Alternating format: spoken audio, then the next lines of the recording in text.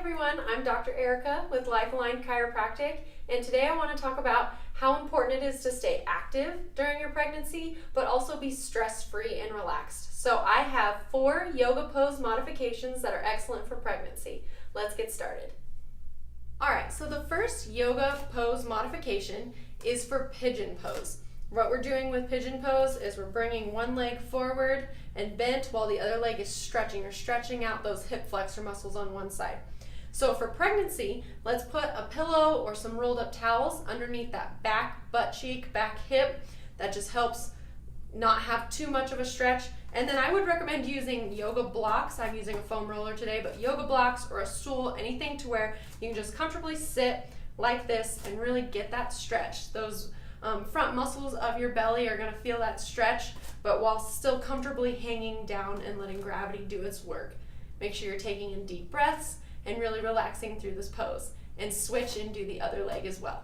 Alright, so this next exercise is just a squat. What you're doing is just sitting on a stool or sitting on even yoga blocks that would get you closer to the ground, and I want you to open up your hips, push your hips open with your legs, keep your back flat. If you need to rest it against the wall, you can.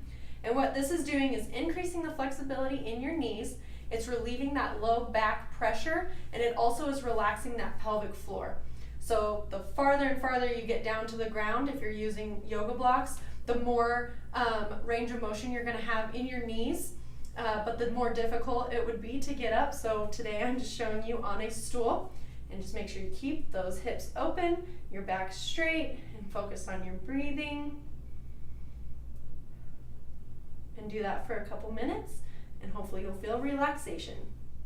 Alright, so for this next exercise, we're just doing a forward bend or a half of a downward dog, but I again want you to have yoga blocks or a stool to hang on to so you're not going down too far.